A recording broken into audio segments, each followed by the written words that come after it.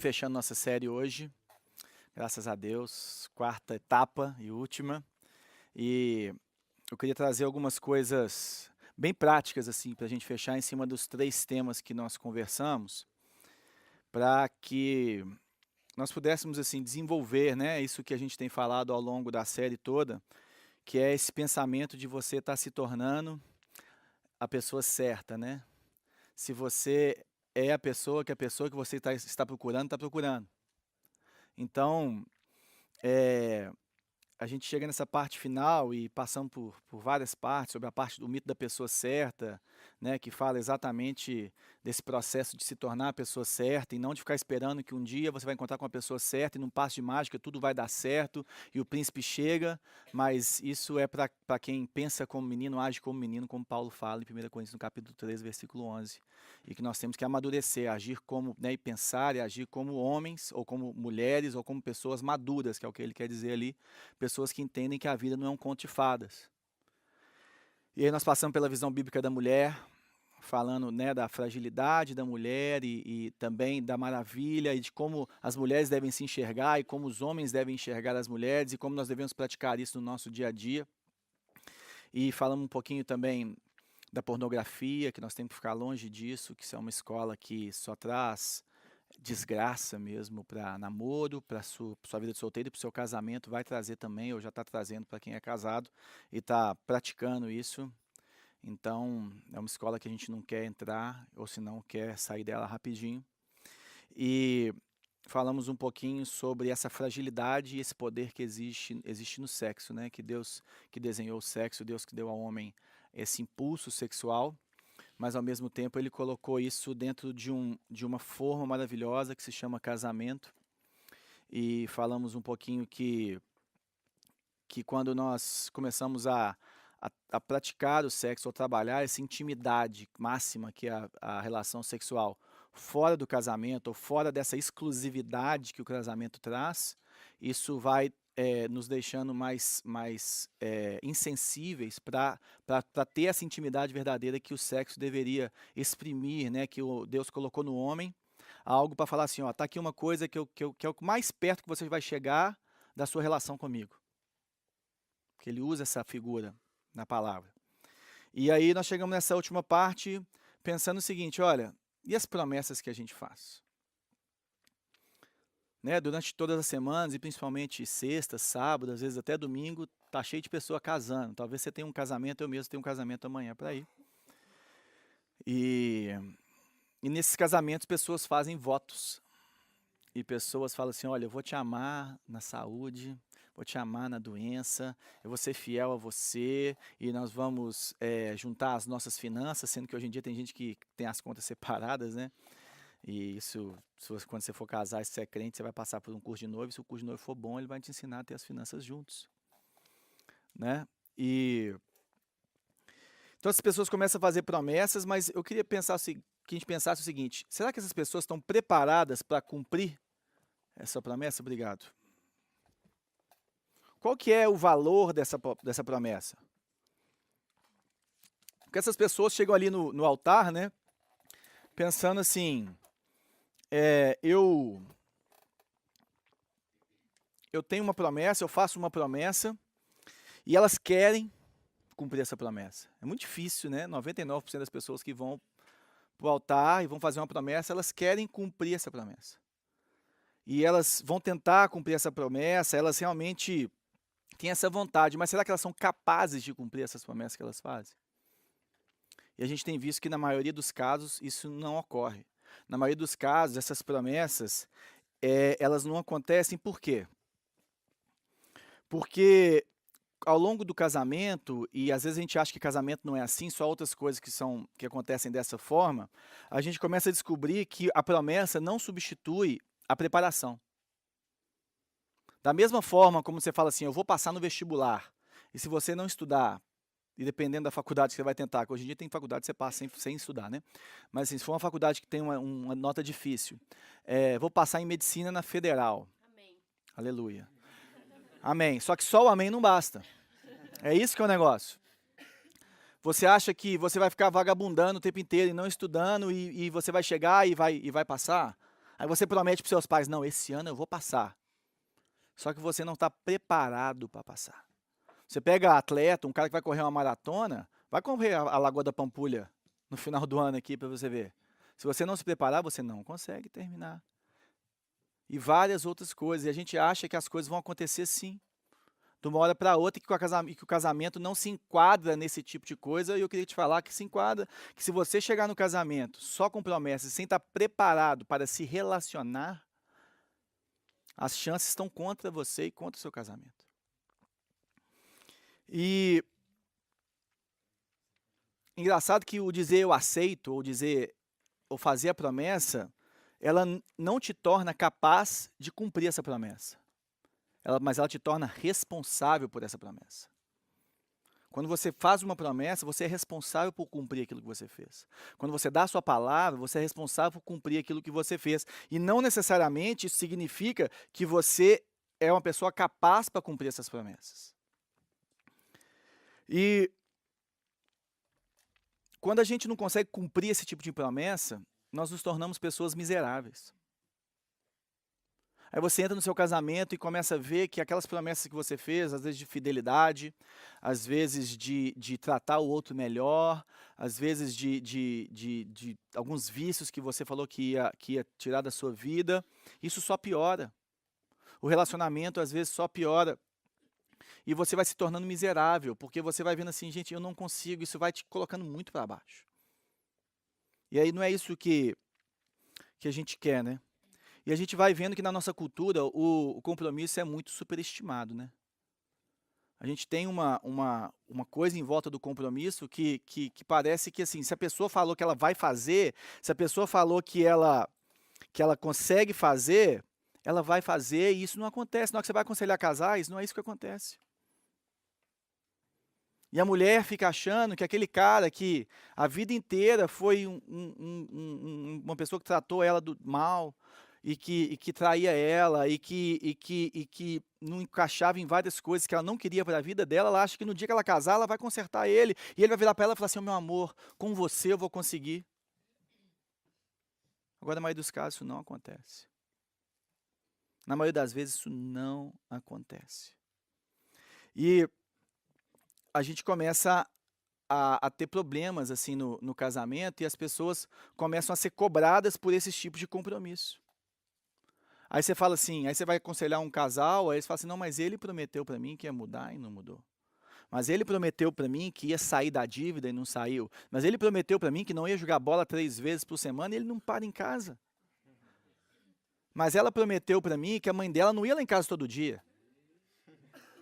Aleluia! Né? Deixa chegar o filho que você vai dar glória a Deus pela sogra, meu irmão. E várias outras promessas que a gente tem e que a gente recebe, e aí na hora de aconselhar, o que acontece? A pessoa ela não consegue cumprir essas promessas, ela não consegue cumprir a própria palavra. E compromissos que não são cumpridos ou que não podem ser cumpridos, eles são inúteis. Já parou para pensar nisso? A pessoa que te dá uma palavra que ela não consegue cumprir, ela fala assim, agora eu vou chegar todas as vezes na hora. E não é uma indireta.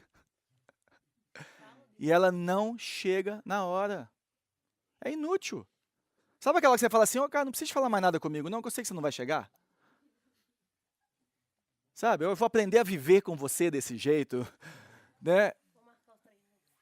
E eu estou dando um exemplo bobo. Mas aí a pessoa, são vários compromissos que nós vamos assumindo e que nós começamos a assumir, não só na nossa vida, mas como nós estamos falando de relacionamento, nos nossos relacionamentos. Não, eu vou te respeitar quando a gente casar. Eu vou trabalhar menos. Ou eu vou trabalhar mais. Eu vou deixar de ser um vagabundo e ficar jogando videogame o dia inteiro. Né? Gente, essa é a hora que os casais olham fixos para mim e não falam nada. Pra não rolar uma intriga, entendeu? Você ficar quieto, assim, ó. De bobs, Agora, é interessante que você entendendo isso, você tendo essa maturidade, você começa a entender que agora é o melhor momento para você se preparar para isso. O momento não é quando aconteceu o problema, o momento é agora. O momento é que nós não podemos deixar para depois do casamento começarmos a trabalhar as coisas da nossa vida que nós precisamos trabalhar. A gente volta para aquele negócio de estar preparado, a gente volta para aquela situação de olharmos para nós mesmos e começarmos a ter uma crítica em relação à nossa pessoa mesmo, para saber, poxa, aonde eu preciso crescer, em que eu preciso crescer, o que eu preciso de fazer. Quando nós falamos sobre sexo, eu terminei falando o seguinte: você tem que definir de antemão o que você não vai fazer com o seu corpo e o que você vai fazer com o seu corpo para quando chegar a situação você fazer ou não fazer. Se você não souber, na hora você pode acabar fazendo sem saber. Você precisa se informar, você precisa de pensar, você precisa de meditar sobre isso. E quando a gente chega nessa situação de casamento, é da mesma forma. Sabe? Nós começamos a ter alguns conflitos de valores. Por exemplo, quando você começa a se preparar para se tornar a pessoa certa, uma coisa legal acontece com você. Você começa a ficar extremamente intolerante com as pessoas que estão despreparadas. Não é verdade? Você começa a não ver graça, você começa a falar assim, não é isso que eu estou querendo. Não, mas peraí, não é esse tipo. E o pessoal que faz lista, nós falamos um pouquinho da lista, né? A lista não coloca só atributos físicos, não. Coloca quem a pessoa é. É um homem de caráter, um homem que é homem de verdade. Não no sentido só da masculinidade mesmo, não. Mas um homem que assume as suas responsabilidades. Quero um homem que entenda o que é a mulher, que não só me respeite, mas respeite todas as mulheres que estão na vida dele. Por que você não começa a colocar isso? Um homem que ame ao Senhor mais do que a mim. Um homem trabalhador, esforçado. Sabe? Porque a gente começa lá, você casa com um príncipe encantado, um vagabundo. O que adianta? Uma mulher, sabe, que edifica, uma mulher que sabe conversar, uma mulher que sabe se controlar, que é moderada, uma mulher de oração, uma mulher que conhece o Senhor, uma mulher que tem fome e sede pela palavra do Senhor, uma mulher que ama servir o Senhor. Sabe, isso são valores que nós devemos buscar. Isso são valores que nós devemos começar a procurar nessa pessoa, porque senão nós vamos ter esse conflito de interesse, de estilo de vida, e isso é ótimo. É ótimo. Quando você começa a se tornar a pessoa certa, você começa a ficar intolerante e falar assim, não, esse tipo aqui não precisa nem ter meu WhatsApp. Esse aqui eu nem respondo. Eu queria que nós começássemos aqui agora com a palavra, Provérbios capítulo 14. O homem mais sábio que já existiu lá no Antigo Testamento, o tal do Salomão, escreveu isso aqui e ele fala um pouquinho sobre isso. Provérbios 14, versículo 8.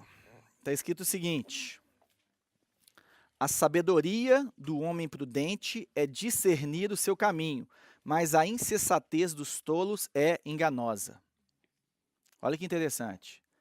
A sabedoria do homem prudente é discernir o seu caminho, mas a insensatez dos tolos é enganosa. Olha que coisa que está aqui.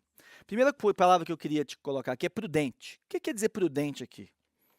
Qual que é o sentido dessa palavra que foi traduzida para prudente aqui? E o sentido é uma pessoa que entende que a vida toda é conectada. Que tudo que você faz na sua vida tem uma conexão com o seu futuro, tem uma conexão com quem você é, tem uma conexão com o seu corpo, com a sua alma, com o seu espírito, tem uma conexão com você como um todo, né? E o que aconteceu ontem vai impactar o seu amanhã, ou seja, o seu presente vai virar o seu passado, que vai impactar o seu futuro. Isso é uma pessoa prudente, uma pessoa que sabe e que entende que a vida é conectada, que não adianta eu fazer uma coisa agora e amanhã eu sou outra pessoa, não, que isso não existe. Isso não existe. E aí ele fala que esse cara ele sabe discernir o seu caminho. E é disso que nós estamos falando. Ele sabe que na nossa vida, os passos que nós estamos dando, o caminho que nós estamos traçando na nossa vida, eles mostram futuros previsíveis para as nossas vidas. Como assim? Por exemplo, quando você está em casa e acontece alguma coisa, seu pai ou sua mãe sabe exatamente a sua reação. Por quê? Porque eles conhecem os seus caminhos. Porque você é previsível. Né? O seu irmão, a sua irmã, porque são os melhores amigos, as pessoas que convivem com você, eles sabem, se você tomar uma fechada no trânsito, qual vai ser a sua reação. Eles sabem, time tá apertado e que tá na hora de fazer gol, e quando for gol, ele sabe se você vai soltar aquele palavrão ou não. Autocontrole no Mineirão. Isso a gente vê por aqui. Por quê? Porque os nossos caminhos são previsíveis e a pessoa prudente, ela entende que quando ela olha para o passado daquela pessoa, e é lógico que a gente entende, nós sabemos que as pessoas mudam no sentido de escolherem mudar. Isso acontece, mas você não precisa de acreditar naquela promessa, você pode caminhar junto. Você pode esperar um pouco. Ah, você quer namorar comigo? Aconteceu. Então vamos andar um pouquinho junto aqui. Vamos esperar. Porque os caminhos dessa pessoa, elas revelam a previsibilidade, aonde ela vai chegar. Só que a gente acha que quando entra em relacionamento amoroso, isso não acontece. E enquanto o prudente analisa os seus caminhos, ou seja, analisa a sua vida, analisa os próprios e o do outro, da pessoa que está chegando para ele, o que acontece com o insensato? Ele leva a vida de qualquer jeito. Ele acha que ele vai tocando a vida de qualquer jeito agora e que amanhã ele escolhe ser outra pessoa, ele escolhe mudar, ele escolhe que as coisas vão acontecer de uma forma diferente. E é por isso que fala aqui, ó, a insensatez dos tolos é enganosa. Por que ela é enganosa? Porque ela não é sábia, porque ela é uma coisa de pessoas imaturas. Sabe, e aí a gente chega nessa situação e aí a menina olha pro cara e fala assim, mas a gente tem uma música.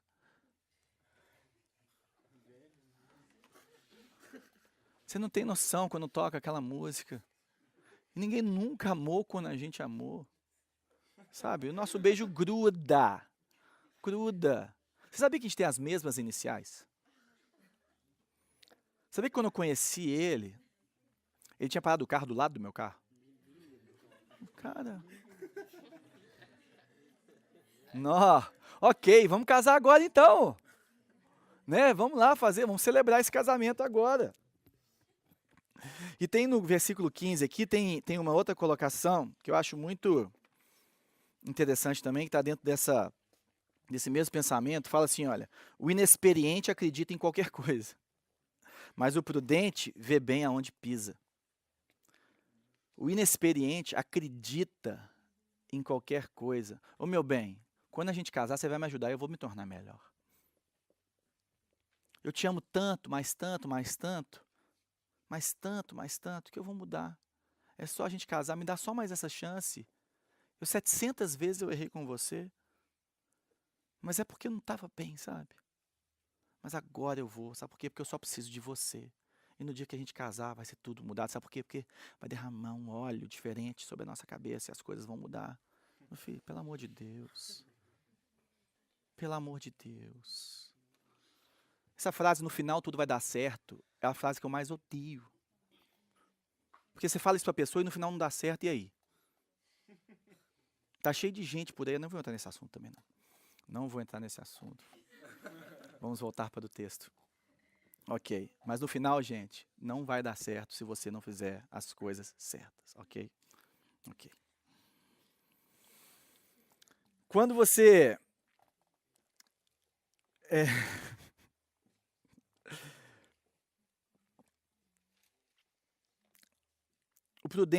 o homem prudente, ele vê bem onde pisa. E o que é pisar? Ele sabe que por onde ele está passando, ele sabe os caminhos que ele está tomando na vida dele, ele sabe os investimentos, os sacrifícios que ele está fazendo. Sabe, que isso vai ter um retorno, não no sentido que se você fizer as coisas certas, tudo vai dar certo, eu não estou falando isso. Mas eu estou falando que são coisas previsíveis, que quem planta colhe, que as coisas acontecem. Mas quando você discerne aonde você pisa, sabe, você sabe aonde você vai chegar provavelmente. Agora o problema é que as pessoas acreditam em conto de fadas. As pessoas acham que amar e amar longe da verdade é o que Deus nos ensinou. Mas o amor, ele tem que vir, ele tem que caminhar junto da verdade. E a verdade é o Senhor, e a verdade é a palavra do Senhor. E nós precisamos de mudar mesmo, e nós precisamos de sermos ministrados pelo Espírito Santo, inspirados pelas Escrituras, para que nós possamos nos tornarmos essas pessoas certas, nos tornarmos essas pessoas que estão caminhando, como Paulo fala, olha, estou esquecendo o que para trás fica, eu estou caminhando para o alvo. Eu estou caminhando para o alvo. Os passos os passos que as pessoas escolhem declaram os compromissos que elas fizeram. Já parou para pensar nisso? Tem muita gente que, no final das contas, gente, o que você fala deveria ter muito menos valor do que o que você faz. Tá cheio de gente que está falando que vai aonde, que vai não sei o quê, que vai fazer não sei o quê. Mas e os passos? Os passos que você escolhe dar no dia a dia, seu sacrifício vivo, sua entrega, sabe? Os seus sims, os seus nãos. Porque toda vez que você fala sim para uma coisa, você está falando não para todas as outras.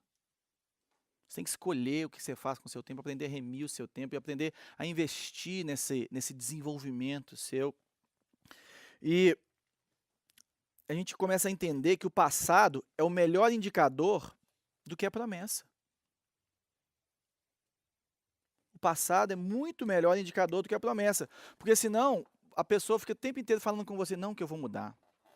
Não, porque agora as coisas vão acontecer sabe, mas se a pessoa não está caminhando, não está pisando nesses caminhos, se ela não está discernindo o caminho dela, depois ela não vai conseguir cumprir a promessa dela. Ela não vai conseguir cumprir a palavra dela. E eu não estou falando que essa pessoa é má, não. Maioria não são, né? Tem alguns que falam, são mentirosos mesmo. Tem gente que tem essa coisa, que fala sabendo que não vai cumprir, mas a maioria das pessoas quer cumprir. A maioria das pessoas deseja muito cumprir, só que ela não consegue, sabe por quê? Porque ela não se preparou para isso. Muita gente quer passar em medicina e poucos vão passar. Muita gente quer ser um bom pai, uma boa mãe, mas poucos se dedicam tempo e gastam seu tempo e sua inteligência e seu esforço para educar os seus filhos no caminho. E na hora que viu, a vida passou. E na hora que a gente vai aconselhar os casais, na hora que as coisas acontecem, é sempre a mesma história. Pessoas que fizeram promessas que não conseguem cumprir. Pessoas que vieram carregando um peso do passado, um peso de coisas que aconteceram na nossa vida e que acontecem na nossa vida e que todos nós temos para resolver e não encaram isso. E eu queria passar agora para a parte prática da nossa conversa. E a primeira delas, e talvez a mais difícil de todas, é que você deve trabalhar situações mal resolvidas da sua infância. Mas como assim? E eu vou ler uma frase de uma mulher aqui, chama Leslie Parrott. Se você pretende construir intimidade com uma pessoa antes de fazer o esforço de se tornar uma pessoa completa e saudável, todo relacionamento será uma tentativa de completar o buraco em seu coração. Ou seja, você tem dificuldade, aconteceu alguma coisa com você tem dificuldade com seu pai, com a sua mãe. Falei, João, eu não tenho problema nenhum, eu nem converso com meu pai. Ok. Você trabalhou, você tá 10, ó, nota 10 para você. Seu pai tá vivo e você não conversa com ele. É assim que você resolve seus problemas. Ok. Não, mas eu sou uma pessoa muito estourada, eu falo o que eu acho na cara, não sei o que, minha mãe é assim, meu avô é assim, meu bisavô era assim. Nós vivemos assim, você vai continuar sendo tosco pro resto da vida. E você, minha filha, também vai continuar sendo tosca. A Bíblia fala que a gente é sábio, que a gente discerne, que a nossa boca, sabe, tem um poder de destruir as pessoas, a alma das pessoas e de construir nas pessoas também. Não que ela vai construir coisas de Deus, não, que isso não existe. Quem constrói com a palavra é o Senhor. Mas que ela tem o poder de colocar a pessoa para baixo e para cima, ela tem. Ela tem. E você fala o que vem na sua cabeça. E quando você está de TPM, sai da minha frente que eu vou morder um mesmo, se não morder um chocolate na frente primeiro. Sabe, nós precisamos de resolver essas situações. E todo mundo sabe onde aperta o sapato. Todo mundo sabe onde acontecem essas coisas, nós precisamos trabalhar, coisas da nossa infância, problemas de relacionamento, problemas de situações que aconteceram com a gente e que foram deixando marcas. E aí você acha que na hora que você chegar no casamento, tudo vai mudar e tudo vai acontecer. Não vai mudar, gente. Você vai repetir aquele mesmo passo. Você vai repetir a mesma coisa. E muitas vezes a gente vê isso aí. Nossa, eu odeio isso no meu pai. Na hora que eu vejo, estou fazendo igualzinho ele. Eu odeio isso na minha mãe, estou fazendo igualzinho a ela. Por quê? Porque nós fomos condicionados a ser desse jeito. Aí, de repente, chega no relacionamento, de repente o cara fala assim, o que aconteceu que vocês estão em crise? Aí a menina fala assim, mas eu só pedi para a gente sair 5 minutos mais cedo. Só que os 5 minutos mais cedo, lembra o cara de uma coisa que vai trazer um gatilho de um outro negócio e que, pá, virou uma guerra dentro de casa. Mas eu só falei com você que eu precisava de R$ 10. Mas eu só te pedi para não ir no jogo hoje. Mas eu só falei que você não está tendo tempo com os nossos filhos. Mas eu só pedi para você ficar um pouquinho mais comigo. E virou essa bagunça. O que é isso? Você não confia em mim? Aí você passou por vários relacionamentos que deram errado na sua vida, e você casa, e você vai trazer aquela carga toda do que os outros fizeram com você para aquele relacionamento. Vai dar certo. No final dá tudo certo.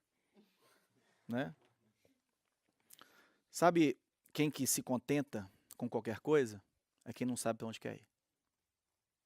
Quem se contenta com qualquer coisa é quem não sabe para onde está indo. A pessoa que sabe para onde está indo, a pessoa que entende, a pessoa que discerne, por mais que você tenha seus planos e coloque isso diante do Senhor, o Senhor muda, mas você sabe para onde você está indo. Você sabe que o Senhor que tirou aquele passo, agora quem sabe aquilo, não se contenta com qualquer coisa. Dá tudo certo para aquela pessoa que está deixando a vida levar. Agora, aquela pessoa que sabe que tem que resolver situações, aquela pessoa que sabe que tem que se esforçar, aquela pessoa que sabe que existem situações na sua vida que você vai carregar para o seu casamento, isso não vai ser resolvido, e que você precisava de resolver isso antes para poder ter um relacionamento saudável com essa pessoa, sabe? Isso é para fazer agora. Nós temos que trabalhar essas situações mal resolvidas na nossa vida. E eu queria falar uma coisa para os homens antes de falar para as meninas. Veja a parte 2 da nossa série. Agora vamos para as meninas. Vê a parte 2, nós já falamos tudo para eles, não precisa de nada. Só vou ver de novo e ver de novo, tá? Meninas, não se vistam como uma commodity. Meninas, não se vistam como uma commodity. Você sabia que a pessoa que se veste ou se é deixada tratar como uma commodity no namoro, você acha que na hora que você casar o cara vai te tratar como? Você ficou o namoro inteiro deixando o cara te tratar como um objeto. Ele olha para você e vê um sanduíche, né? Ele olha para você e vê algo assim, algo tangível, né? Tocável, apalpável. Aí de uma hora para outra ele casa com você, ele vai te tratar de outra forma. É isso que você espera.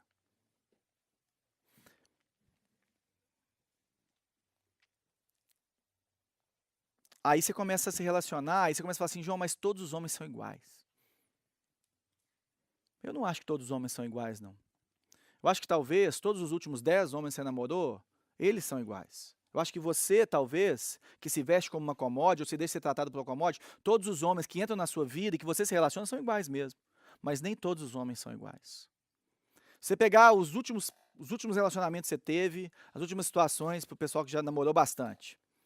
E fala assim, não, mas tudo aconteceu igual. Aí você pega, eu tive 5 relacionamentos. Então vamos ver, você e um cara, você e outro cara, você e outro cara, você e outro cara, você e outro cara. O que é comum, um denominador comum aqui nesses 5 relacionamentos? É você. Então tem alguma coisa em você que precisa ser mudada também, ok? Então nós precisamos de entender que o pescador, ele escolhe a isca dele, você sabe como? Você sabe como um pescador escolhe a isca que ele vai colocar no anzol dele? E às vezes até a vara com o peixe que ele quer pegar. Ele determina a isca pelo peixe que ele quer pegar. E como que você está pescando os homens na sua vida? está pescando os homens com seu corpo, com a sua saia curta, com seus seios, com um pouco de sensualidade, com um jeitinho, com uma manha? Ou você está fazendo com que homens sejam atraídos para você pelo seu amor por Deus, pelo seu cérebro, pela pessoa que você é? Porque dependendo da isca que você usou, é o peixe que você vai pegar. Dependendo da isca que você usa, daquilo que você coloca para pescar, porque a gente coloca na vitrine, gente, o que é que a gente quer vender? Sabe? Se você está querendo vender seu corpo, você vai ter que manter seu corpo. A pessoa que pesca com o corpo, ela tem que manter o corpo. E eu queria te falar uma coisa que acontece com o tempo. Gravidade. Uma outra coisa que a gente precisa entender, nós precisamos de acabar com os nossos maus hábitos. Porque normalmente no casamento as coisas boas ficam melhores ainda e as coisas ruins ficam piores ainda. Ok? Então, se você tem maus hábitos, vícios, por exemplo, viciado em compra, você tem que resolver isso. Sabe, você é viciado em videogame, você é viciado em pornografia. Isso tudo vai entrar para o seu casamento e não se engane. A pessoa entra com isso e hoje isso é culpa do mundo, culpa do presidente do Brasil, e é culpa do pastor, e é culpa da mãe, é culpa do pai. Depois de 6 meses casado, a culpa é sua. É impressionante a criatividade que esse pessoal viciado tem, de colocar a culpa em alguém e não ter a culpa. Porque a pessoa que carrega a própria culpa, ela resolve. Ela busca força, ela busca ajuda. Sabe, não adianta a gente ficar esperando que a pessoa fale assim, não, depois eu vou resolver, depois eu vou resolver, depois eu vou resolver. Não vai resolver nada. Nós vamos encarar os nossos desafios, encarar os nossos problemas de cara, de frente. Sabe, as meninas que querem parar de ser tratadas como uma commodity, ela tem que levantar para isso e falar assim, ó, a partir de agora acabou. Acabou, meu filho. A partir de agora é um outro caminho, um outro tempo na minha vida que começa hoje. Sabe,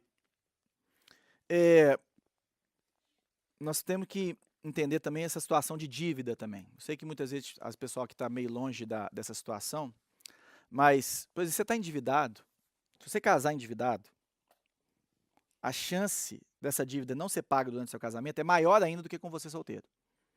Ok? Então, se você sabe que o seu noivo, o seu namorado está endividado, sabe o que vocês podem fazer? Você fala para ele assim, olha, muito bem, no dia que você pagar a sua dívida, a gente casa. Ah, você vai ver, se ele te amar de verdade. Ah, mas esse cara vai... Gente, vai comer menos. A balança dele vai pesar menos. Vai vender docinho na igreja. Tem que ver a criatividade que essa pessoa tem para poder resolver. Agora, se deixar para depois, sabe por quê? Porque dívida é mau hábito. Existem situações extremas que a dívida acontece por uma situação que, sabe, que vem. Mas na maioria das vezes ela vem de maus hábitos. E essa pessoa está levando maus hábitos para o casamento, ou você está levando esse mau hábito para dentro do seu casamento. E a bomba vai estourar. E um dos principais problemas de divórcio é dinheiro.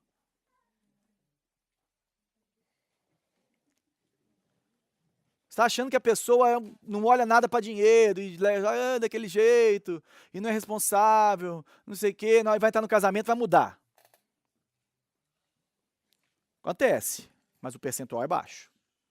O percentual é baixo.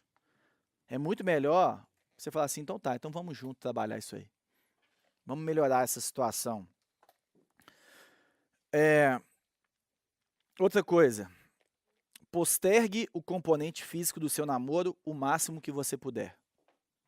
E eu não estou falando só de sexo aqui, não. Estou falando de tudo físico que envolve o relacionamento físico. Você pode postergar ao máximo que você puder. Porque eu desconheço uma pessoa que falou que a parte física foi tarde demais. Não, a gente, demorou demais para para poder fazer isso, acabou com o nosso relacionamento. Agora, 1 zilhão de pessoas que a gente conhece que fala assim, a parte física começou cedo demais e acabou com o nosso relacionamento. Sabe, esse contrário é verdadeiro e isso traz uma situação interessante que é o autocontrole. Você acha que a pessoa que não tem autocontrole antes do casamento, ela vai ter depois do casamento? Você acha? Você acha que uma pessoa que não consegue se controlar nessa parte física, que não consegue demonstrar, e isso às vezes está até em traição, está em pornografia, em prostituição, e depois que ela casar vai dar tudo certo. Porque você é bom demais. Sabe? Autocontrole é uma coisa que é um passo de cada vez. A pessoa que é viciada em pornografia, a pessoa que é viciada em sexo, a pessoa que é viciada em namorar, em conquistar, né? Que tem aquela pessoa que gosta desse momento da conquista. Isso é um preparo que ela tem que ir fazendo nela, na mente dela, uma entrega ao Espírito Santo de Deus, aconselhamento. É como se fosse sair de alcoolismo, se não é pior. É como se fosse largar as drogas. Ou você acha que um cara que é cachaceiro a casar com você vai parar de ser? Não mesmo. Você acha que o seu amor é o bastante para ele parar de beber? Só na hora que você estiver rodando a baiana lá. Depois de alguns dias. Você acha que a pessoa que desconta os problemas da vida no álcool, nas drogas, na sexualidade, no mundo, num quarto fechado durante dias, você acha que essa pessoa depois que casar, ou você acha que o casamento traz mais responsabilidades para a vida dessa pessoa que ela não vai conseguir lidar com isso? Não seria mais prudente que essa pessoa ajeitasse esses caminhos? Sabe por quê, gente? Depois que isso acontece, depois que você casou, você vai gastar dinheiro com psicólogo. Você vai gastar tempo de aconselhamento pastoral. Sabe? E vai ser, sabe, é muito mais difícil. É muito mais difícil. O casamento em si já tem muita coisa para ser regulado. O casamento em si já tem muitas situações para que nós possamos vivenciar. E o casamento é uma bênção.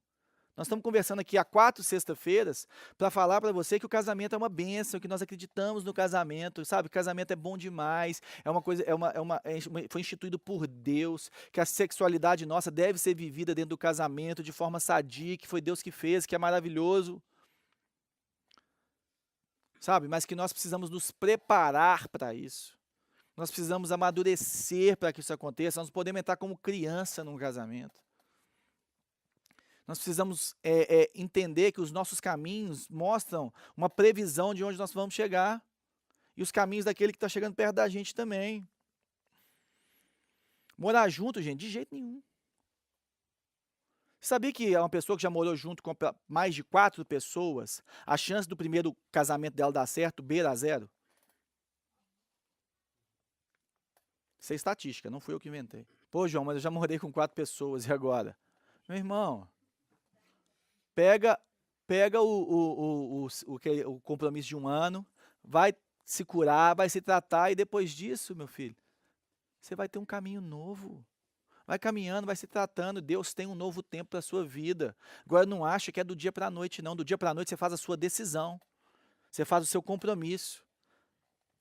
Sabe, agora relacionamento, aprender a se relacionar é um processo. É um processo. Aí a gente chega numa situação, uma frase que nós temos que falar, mas que é chato de falar. Não namore quem não é crente. Não namore quem não é crente, sabe? Primeira coisa, vocês vão querer coisas completamente diferentes. Vocês vão querer coisas completamente diferentes. Sabe, a pessoa que não é crente, ela tem uma visão, uma cosmovisão, uma forma de enxergar a vida. E a pessoa que é crente tem outra visão. E essas coisas não vão se alinhar, a não ser que um pule para o lado do outro. E às vezes você não é crente e está namorando com um crente. Deixa eu te falar uma coisa, se você não é crente, sinceramente, não namore com quem é crente. Sabe por quê? Porque essa pessoa vai te levar para a igreja. Ou a pessoa está aqui, ou você está aqui, ou está vendo o vídeo também, né? A gente não sabe. Você está vendo esse vídeo por quê? Se você não tem a intenção de se tornar crente, gente, não namora com quem é crente. Sabe por quê? Porque essa pessoa vai fazer você ir para a igreja e quando vier os filhos, ela vai querer criar seus filhos na igreja, sabe? E você vai ficar doido. Não faça isso, não faça isso. Não faça isso. E outra coisa, se você não é crente, está namorando com uma pessoa que é crente, e você está transando com essa pessoa, larga essa pessoa porque essa pessoa é hipócrita. Um crente que faz sexo fora do casamento é hipócrita. Não faça isso. Ela fala que é uma coisa que ela não é. Entendeu? Só dá um toque pros irmãos, não, para as pessoas, né? Pelo amor de Deus. Fica na sua, cara. Fica na sua. Fica na sua. E você que é crente, meu filho. Gente, não, aqui, namoro evangelístico, tá amarrado. Não namore para evangelizar, entendeu? Porque esse negócio de imposição de mãos no namoro não é a mesma coisa do imposição de mão dos presbíteros, tá? Tem gente que namora só para falar em línguas e impor as mãos. Tá? Então, por favor, me escuta. Não namore quem não é crente. Se dentro da igreja tá difícil, gente. Vocês vão querer caminhos completamente diferentes, ok? Outra coisa. Se envolva na igreja. Como assim se envolva na igreja? Primeiro eu vou dar meus testemunhos. Sabe como eu conheci a Bela? Envolvido na igreja. Eu vi ela lá no louvor, cantando, e eu falava, isso muito me interessa. Né? Olhava assim e falava, Aí, nós começamos a fazer algumas coisas juntos, assim, na época a gente estava fazendo uma campanha para nações, né, para orar por nações, aí a pastora pediu para a gente fazer umas bandeirinhas de várias nações perseguidas, e do Brasil e de Israel, e aí a gente ia junto para cá, junto para lá, e 11 anos de casado. Estamos esperando a segunda filha, Maria, linda, maravilhosa. Graças a Deus. E outros casos. Sabe por quê? Quando você está envolvido na igreja, naquele ambiente, você vai encontrar pessoas que estão caminhando para onde você está caminhando. Sabe, por exemplo, você está dando aulinha na salinha dos pré-adolescentes, está ajudando com os pré-adolescentes. Aí, de repente, você olha para aquela pessoa e fala, gente, mas esse cara aqui não é um pré-adolescente. Aí você vai pensar assim, né? Isso muito me interessa. Né? E outras coisas, tá lá no louvor, tá lá no diaconato, tá lá onde que for, gente. Se envolva na igreja. Participa dos grupos da igreja. Ali você vai encontrar pessoas que estão caminhando para onde você está caminhando. Pessoas que estão olhando para onde você está olhando. Gente, mas você vai ter vários motivos para você se envolver na igreja. Você pode pôr você põe esse por baixo, põe essa carta por baixo ali, porque você sabe que é um bom lugar. Agora não, vai para boate, achar um irmão lá. Não, que a gente estava lá dividindo champanhe e tal, bêbado. Aí eu falei, nossa, é da igreja? Eu também. Aonde você vai mesmo? Você estava lá no culto também? É nós, é isso aí, é nós. Sabe, a melhor forma de você conhecer a pessoa certa é na igreja, meu querido.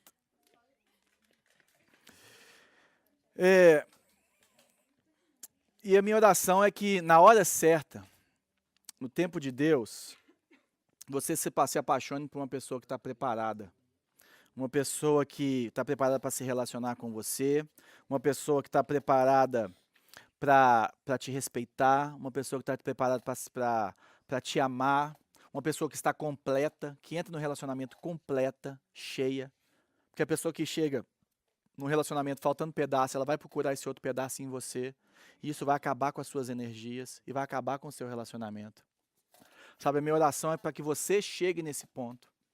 para que você comece a trabalhar em você, através da palavra, através da comunhão dos irmãos, através do poder do Espírito, através de aconselhamento, sabe? Para que você realmente comece a dar cada dia o seu passo, esperando no Senhor, porque o Senhor sabe de todas as coisas. O Senhor é soberano. Quantas pessoas falam, não, mas na minha igreja não tem ninguém. Eu olho para o lado, ou eu estou casado ou é criança. E as poucas coisas que tem à disposição, gente, sinceramente, não dá. O Senhor é soberano. Na hora certa, a vontade dele vai se cumprir. E vamos lembrar, né, que esperar no Senhor realmente é alguma coisa difícil. E nós falamos isso no sábado passado. Se você quiser, você pode procurar no nosso podcast, A Bênção de Ser Solteiro. E a gente falou um pouquinho disso. Que uma das melhores respostas que você pode escutar de Deus é espere. Nenhum sim, nenhum não. E sim um espere. Porque enquanto você espera, Deus está moldando o seu caráter. Enquanto você espera, Deus está trabalhando na sua vida. Foi isso que ele fez com Abraão. Até ele levar Isaac. Ele foi trabalhando na vida dele. Então você está recebendo um espere de Deus, confia nele. E aproveita esse momento. A vida do solteiro, do solteiro crente, não é em busca de um casamento, não. É uma vida completa, é uma vida de alguém que tem tempo para se entregar para o Senhor, para se dedicar para o Senhor completamente. É isso que está escrito em 1 Coríntios no capítulo 7. A vida dele é para glorificar a Deus em tudo. Agora aquele que é casado, ele tem que se preocupar com as coisas desse mundo. Então vai se preparando. E eu oro para que você possa se tornar essa pessoa certa mesmo. Amém? Vamos orar? Senhor, muito obrigado por essa noite. Muito obrigado por esses 4 encontros, Senhor. Que eles possam realmente frutificar nas nossas vidas, nas vidas daqueles que tirarem um tempinho para assistirem essas palavras no YouTube, ou também escutar no podcast, ou passar isso de alguma forma, Senhor. A palavra é sua, Senhor. É o Senhor que fala, é o Senhor que faz. Eu oro para que todos nós possamos realmente entender esse caminho que o prudente escolhe, que o prudente anda, que ele olha onde pisa, para que não sejamos insensatos, Senhor. Que não sejamos insensatos, Deus, para acreditar em meras promessas, acreditar em meras palavras, Pai. Nós acreditamos em todas as Tuas promessas, Senhor. Porque o Senhor não falha. O Senhor é verdadeiro, o Senhor não muda. E a Tua vontade é boa, perfeita e agradável, Senhor. Nós acreditamos sim na palavra dos nossos irmãos, mas nós somos prudentes, como a Tua palavra nos ensina, e olhamos os passos, Deus. Eu oro para que daqui saiam casamentos saudáveis, daqui saiam pessoas que estão caminhando, Pai, para se tornarem essa pessoa certa, né? Essa pessoa preparada.